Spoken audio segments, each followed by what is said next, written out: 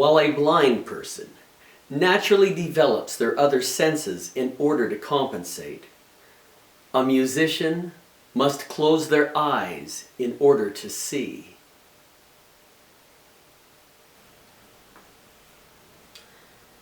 Did you ever ask yourself, what does happen to all those young prodigies who perform the great concertos before the age of 10, but are never heard of again? There is an answer, and these next 2 lessons are the cure. What surprises most new students at the Romantic School of Music is that the first step in achieving ultimate expression is technical perfection, no matter what level you play at. In the words of Leopold Auer, art begins where technique ends.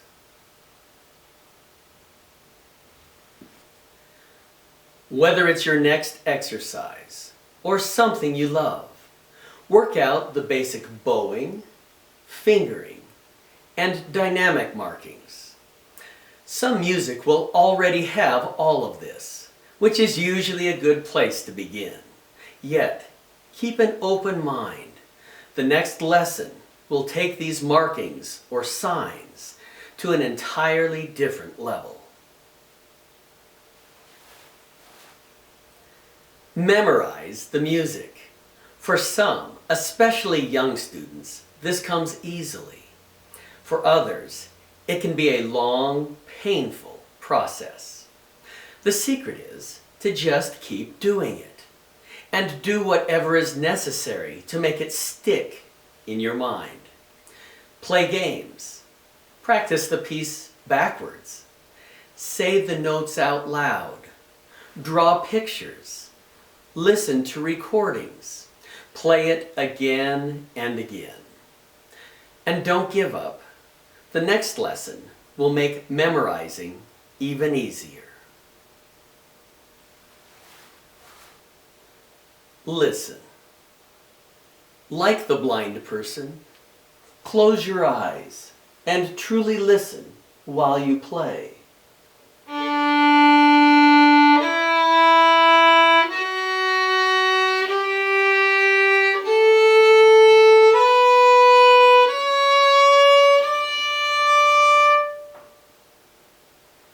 Is each note perfectly in tune?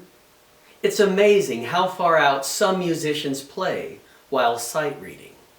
And remember, the standards you hold yourself to now will influence your music for the rest of your life. If you already do have sloppy habits, don't give up. Starting over is easy at the Romantic School of Music. In fact, it's encouraged. And it won't be long before you're right back where you were, but without all the problems. And yes, it's all right to pick apart my performances, for it should be the goal of each student to surpass all previous teachers and masters. To take care of intonation, it's common to have someone else play the notes on a piano for you, or even your computer.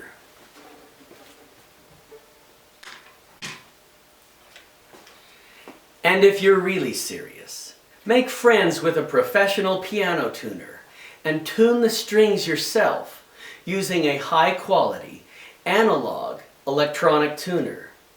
Seeing the needle precisely hit the mark while hearing the exact pitch triggers something in most people's mind, and it changes everything. For some students, this is the only way to break free of good enough and to acquire exact intonation. Not perfect pitch. Exact pitch or exact intonation is far more valuable. If you aren't aware, it's also much easier to hear if someone else is playing in tune than yourself.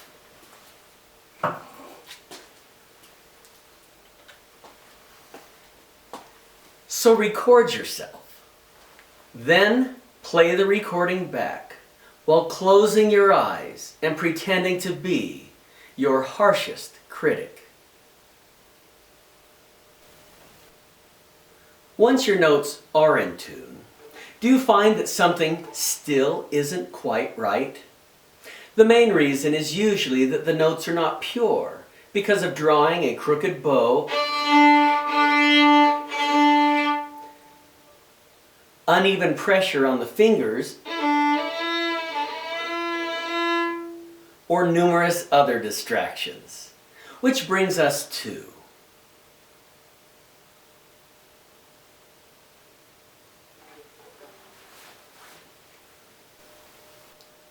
have you ever been listening to an otherwise great performance, only to have someone next to you chewing gum or nervously tapping their feet? Some musicians can be just as irritating during their own performances. You saw some of the more obvious ones a moment ago, but here are some silent killers that most musicians don't usually pay attention to until they look for them. Tiny ticking sounds when your fingers lift off the string. Sounds coming from other fingers when they brush against the side of strings or actually play unwanted notes as you put them down. And sometimes the distractions are caused by what the musician doesn't do. Listen carefully for this sound as you draw the bow across the strings.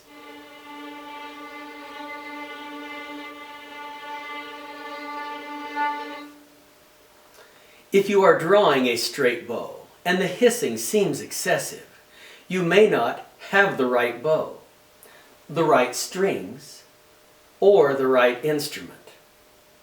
On the other hand, you may just need to put a little more rosin or another kind of rosin on your bow.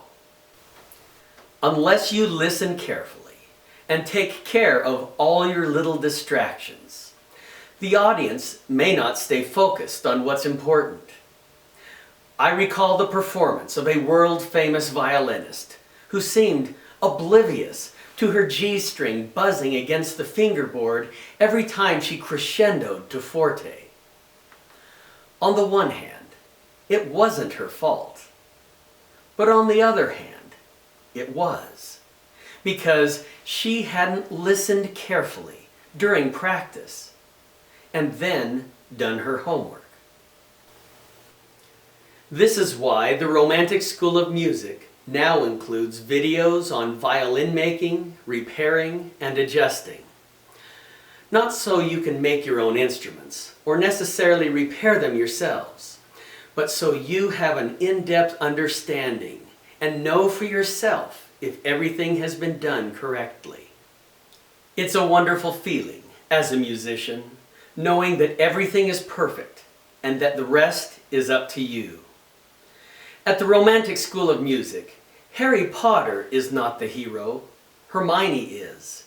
She is the one who understands the problem, does her homework, then succeeds through her own efforts. Luck and miracles are wonderful, but you can't count on them to succeed. Okay, close your eyes again and listen carefully for any hairs that might be twisted or cross each other as they move across the strings. This defect, though also no fault of your own, can cause notes to whistle, sound gritty, or make it impossible to produce a truly clean tone no matter how good you are. It's one of the first things you should look for after having your bow rehaired. Also, listen to your bow as it travels from string to string.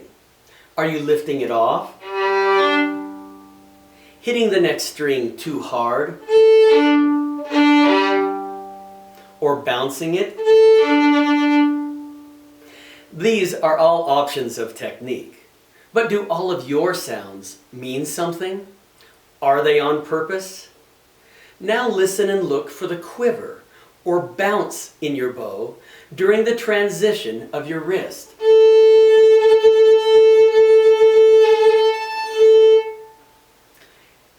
Every violinist naturally starts with this defect, and it's usually from holding the bow too tightly, and every violinist needs to overcome it. Yet also keep in mind that while some bows can make curing this defect very easy, others make it almost impossible.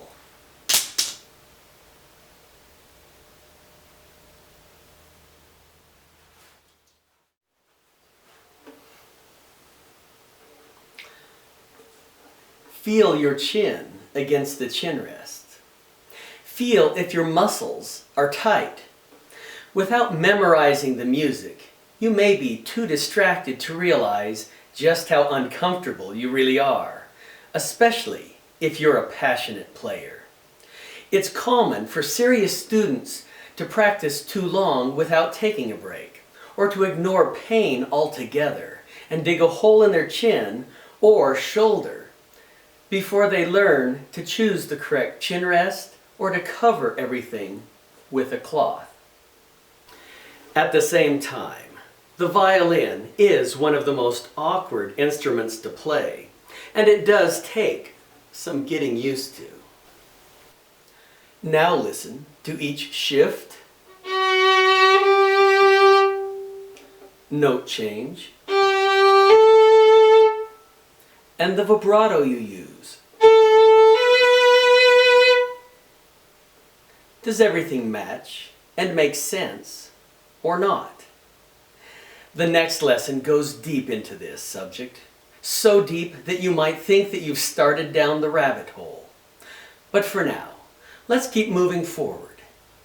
Unless playing double stops, look and feel that your fingers are centered on the string.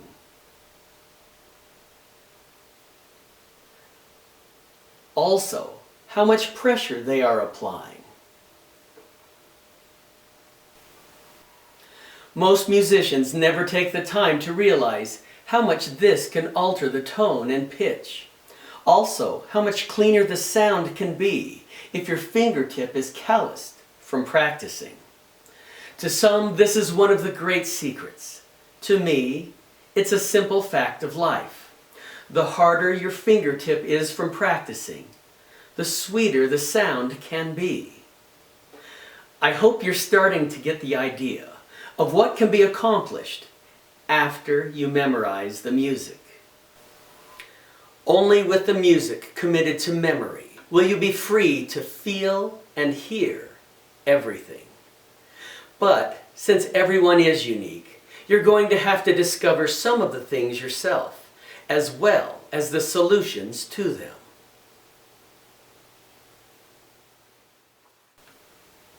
With the music memorized, you are also free to listen to the exact beat of the metronome.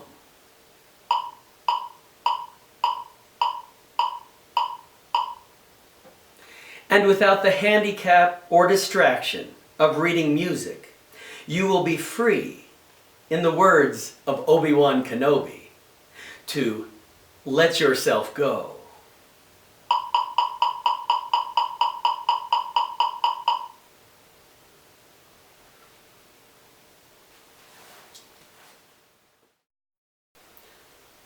The next time you consider getting away without memorizing the music for a performance, think about this.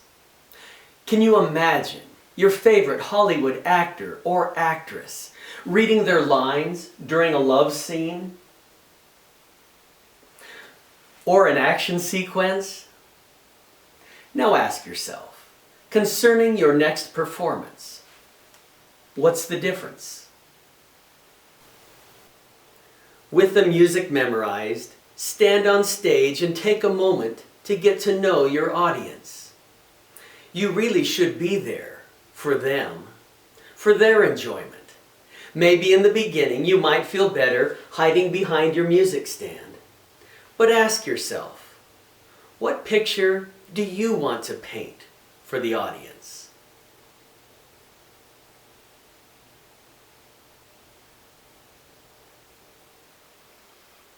There are games to be played, and Paganini was known to have acted timid and clumsy, fumbling with his music and dropping it on the floor in front of a hostile audience, just long enough for them to pity him.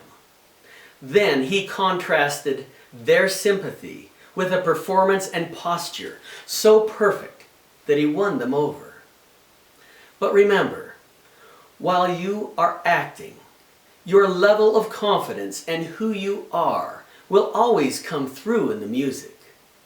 This is the beauty, as well as the cruelty, of the violin. So, if all you are is a talented technician, it will show, and the audience will soon tire of your performances. But if you passionately wish to change the world with your music, that will also show, and the audience will love you for it. Also remember that acting can sometimes simply mean getting rid of bad posture and unwanted facial expressions. In most cases, a truly dignified performance really is the one that the audience will love the most. What most failed prodigies didn't realize was that the audience was paying to experience them just as much, if not more, than their music. Make both great, and you will give performances worth standing in line for. If, on the other hand, your music is simply for yourself, which some of it should be, still memorize it, then close your eyes and look deep into your own soul. To many musicians, this is what the music is really all about. Savor it. Get carried away. Completely fulfill your every desire, dream, and fantasy. But now I'm getting ahead of myself. The next lesson really is: every note must have a life of its own, and how to bring the music to life.